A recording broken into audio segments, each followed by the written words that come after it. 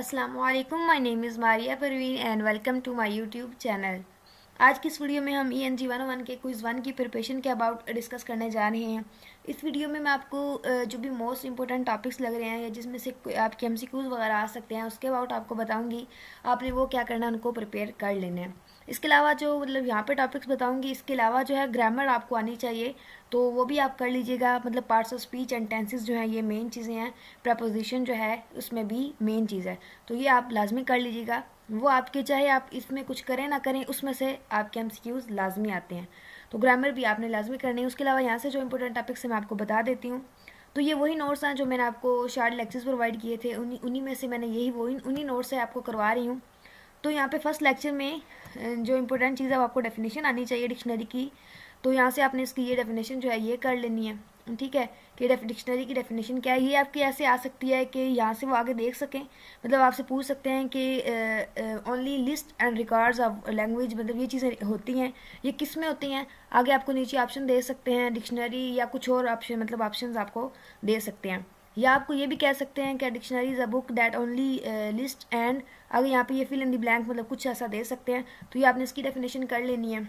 And यहाँ पे ये तो MCQs में नहीं आ सकता, ये आ भी सकता है इनमें से कोई तीन आपको दे दें एंड पूछें कि ये तीनों आप में इनमें से कौन कौन सी लिस्ट आती है डिक्शनरी के यूजेस में। तो ये भी आपने बस नाम देख लेने हैं। एंड उसके अलावा यहाँ पे जो स्पेलिंग है ये भी आ सकते हैं, लेकिन इसके अबाउट मैं आपको फिर कभी गाइड कर दूंगी कि अगर आपने स्पेलिंग्स की प्रिपरेशन करनी हो तो कैसे करनी होती है। स्पेलिंग में क्या हो सकता है कि आपको कुछ इस तरह के वर्ड्स दे सकते हैं एंड आपको ये आपसे पूछ सकते हैं कि इसमें बताएं कि करेक्ट स्पेलिंग कौन सा है। तो उसके बाद नेक्स्ट प्रोनाउंसिएशन इतना इंपॉर्टेंट नहीं है ये क्विज़ के हवाले से। एंड पार्ट्स ऑफ स्पीच का मैंने आपको पहले भी कहा है कि ये आपने लाजमी कर लेने हैं, ये आपसे वो पूछ सकते हैं, स्पेशली इसमें जो प्रपोजिशन है वो ज़्यादा इंपॉर्टेंट है। एंड उसके अलावा यहाँ पे बस ये डेफिनेशन देख लें, इसका भी थोड़ा बहुत बस देख लें। तो यहाँ से इतना इंपॉर्टेंट नहीं है फर्स्ट लेक्चर में से। एंड उसके बाद यहाँ पे सिनोनिम एंटोनिम चाहिए, ये भी कोई आपको वर्ड दे सकते हैं कि इसका आप जो है सिनोनिम बताएं, एंटोनिम बताएं। तो सिनोनिम क्या होता है, जो सिमिलर वर्ड्स होते हैं, एंड एंटोनिम जो डिफरेंट वर्ड्स होते हैं, मतलब वो सॉरी जो अपोजिट वर्ड्स होते हैं। एंड उसके अलावा यहाँ पे इतना इम्पोर्टेंट नहीं है फर्स्ट लेक्चर में। यहाँ पे ये स्टोरी तो बिल्कुल भी इम्पोर्टेंट नहीं है। एंड फर्स्ट लेक्चर में बस यही चीज़ें थी जो मैंने आपको बता दी हैं, ये आप लोगों ने एक नज़र लाजमी देख लेनी है, या यहाँ पे भी आप वीडियो पॉज करके देख सकते हैं। तो सेकंड लेक्चर की तरफ आते हैं, इसमें प्रोनाउंसिएशन है। अब प्रोनाउंसिएशन की डेफिनेशन आपको सबसे पहले आनी चाहिए कि मतलब how to pronounce a word, क्या वर्ड को कैसे प्रोनाउंस करते हैं, क्या उसकी प्रोनाउंसिएशन की डेफिनेशन बनती है।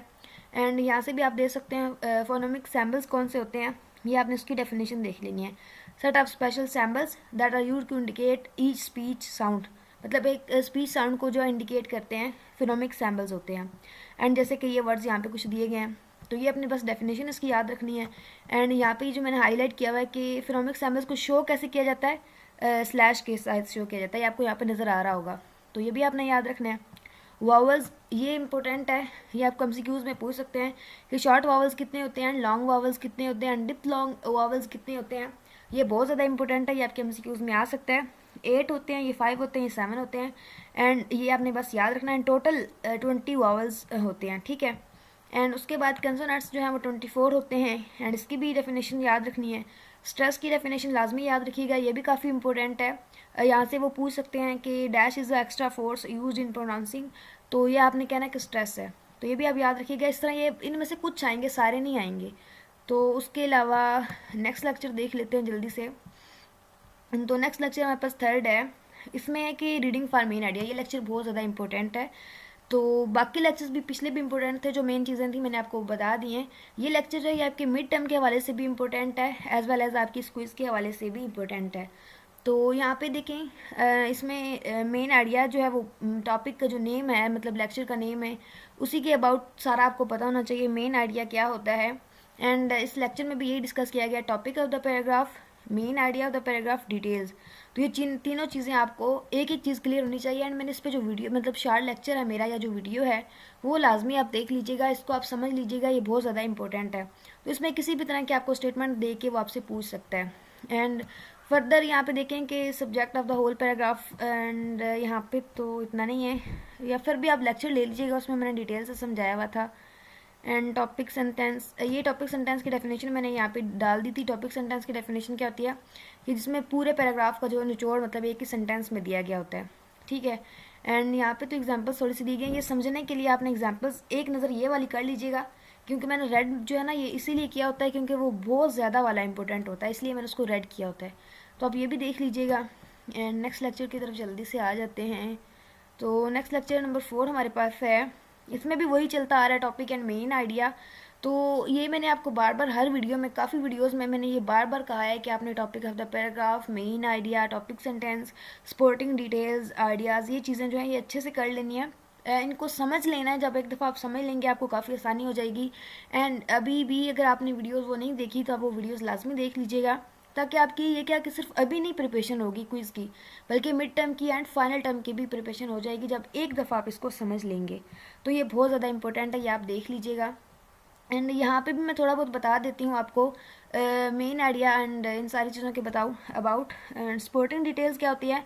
Sporting idea is an idea that expends, explains and supports the main idea. अब जो मेन आइडिया होता है मतलब पूरा पैराग्राफ जो दिया गया है, इसका जो मेन आइडिया बनेगा उसको जो एक्सप्लेन कर रहा है या फिर उसको जो मतलब उसके अबाउट आइडिया हमें मिल रहा है, वो क्या होगा, उसका स्पोर्टिंग डिटेल होगी या स्पोर्टिंग आइडिया भी कह सकते हैं। एंड जैसा कि यहाँ पे देखें डिवाइस पता चल रहा है कि प्रोसेसिंग है, प्रोसेसिंग ऑफ इंफॉर्मेशन है, डाटा है, यहाँ पे मेमोरी है। ये हमें क्या सपोर्टिंग डिटेल्स मिल रही है, हमें पता चल रहा है कि ये पैराग्राफ किसके अबाउट है और इसका मेन आइडिया क्या बन सकता है। तो ठीक है, इस तरह आपने ये पैराग्राफ में मैंने शायद समझाया होगा वीडियो में, तो एक आध पैराग्राफ जो आप प्रैक्टिस के लिए कर लीजिएगा। एंड उसके अलावा यहाँ पे मेन चीज़ क्या करने वाली है, यहाँ पे देखें मेन आइडिया के अबाउट जो ऊपर पैराग्राफ सबसे पहले हमने डिस्कस किया, मैंने थोड़ा सा आपको बताया है कि ये चीज़ उसमें दी गई है, डाटा एंड प्रोसेसिंग। देखें अब वहीं से आपको पता चल जाएगा कि इसका जो है मेन आइडिया क्या बन सकता है। Computers are machines capable of processing and outputting. तो इस तरह आपने ये बस देख लेना है, बाकी इतना इम्पोर्टेंट नहीं है इसमें यहाँ पे। तो यहाँ पे बस ये एक चीज़ इंपॉर्टेंट है इस लेक्चर में कि आपको कॉन्सेप्ट होना चाहिए, टॉपिक क्या होता है, मेन आइडिया क्या होता है, एंड इसको आइडेंटिफाई कैसे करना है। इसमें मेन चीज़ है कि आइडेंटिफाई कैसे करना है। तो अब जल्दी से नेक्स्ट लेक्चर की तरफ आ जाते हैं। तो लेक्चर नंबर 5 में हमारे पास क्या है, connectives and link words reference. ये बहुत ज़्यादा इंपॉर्टेंट है, third and fifth lecture specially बहुत ज़्यादा इंपॉर्टेंट है। फोर्थ में तो फिर भी चलो प्रैक्टिस है, मतलब एक्सरसाइज दी गई हैं आपको। तो यहाँ पे देखें रेफरेंस क्या है, कनेक्टिव क्या है, लिंकिंग वर्ड्स क्या है, ये अपनी डेफिनेशंस लाजमी याद रखनी है। एंड इस तरह के आपको एग्जांपल्स में से भी पूछ सकता है कि इसमें रेफरेंस क्या बन रहा है, कनेक्टिव वर्ड्स क्या बन रहे हैं। अब कनेक्टिव वर्ड जैसे बट, व्हेन, बिकॉज, मतलब दो सेंटेंसेस को या दो वर्ड्स को या दो वर्ड्स या फ्राजेस को कंबाइन किया जा रहा है या क्लासेस को कंबाइन किया जा रहा है किसी वर्ड को इस्तेमाल करते हुए, तो वो क्या होगा वहाँ पे हमारे पास क्या होगा, वो कनेक्टिव्स होंगे। मतलब जैसे बट मतलब आई वॉज हैप्पी बट या कुछ भी आप मतलब नेक्स्ट जो सेंटेंस साथ कंबाइन किया जा रहा है तो वो क्या होगा, उसमें कनेक्टिव होगा जिसके थ्रू कनेक्ट किया जा रहा है। रेफरेंस क्या होगा, समवन और somebody which is source of information about a subject. किसी चीज़ के बारे में आपको कुछ इंफॉर्मेशन मिल रही है जिसके थ्रू वो क्या होगा, उसका रेफरेंस होगा।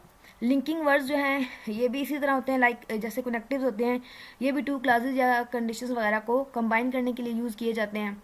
एंड फर्दर यहाँ से आप ट्रांजिशनल मार्कर्स जो हैं ये भी काफ़ी इंपॉर्टेंट हैं, ये भी आपने देख लेना है। इसमें रिजल्ट, कंट्रास्ट, ये जो चीज़ें हैं ना ये आपकी काफ़ी इंपॉर्टेंट है एंड मिड टर्म के एग्जाम्स में भी आ सकती हैं। कॉज एंड इफेक्ट बहुत ज़्यादा इंपॉर्टेंट है। कॉज एंड इफेक्ट पे भी मैंने जो है वो ये डिटेल से समझाया हुआ है, एक सेपरेट वीडियो भी बनाई हुई है, तो ये आप लाजमी कर लीजिएगा, मेरी रिक्वेस्ट है। इसलिए रिक्वेस्ट है कि आप लोग अगर वैसे मैं कहूँगी तो आप लोग शायद फोकस नहीं करेंगे, अब रिक्वेस्ट इसलिए कर रही हूँ ताकि आप लोग इस पर ध्यान दें और इसको लाजमी करें। तो ट्रांजिशनल मार्कर्स एंड ये जो 5 पॉइंट्स दिए गए हैं इनको अच्छे से कर लीजिएगा। यहाँ पे कंपैरिजन के अबाउट भी पूछ सकता है, काज एंड इफेक्ट के अबाउट भी पूछ सकता है, रिजल्ट के अबाउट भी, तो ये भी कर लीजिएगा। तो इसमें बस बाकी एग्जांपल्स दी गई हैं। तो पांचों लेक्चर्स में जो मेन चीज़ें थी सारी मैंने आपको बता दी हैं। इसके अलावा ग्रामर लाजमी कीजिएगा, tenses and parts of speech. तो मज़ीद वीडियो अच्छी लगी हो तो प्लीज़ लाइक कीजिएगा एंड क्विज़ पे भी मैं इंशाल्लाह वीडियो बना दूँगी, आप वो भी देख लीजिएगा। फर्दर वीडियो को लाइक कीजिएगा, चैनल को सब्सक्राइब कीजिएगा। Thank you so much for watching my video. अल्लाह हाफिज़।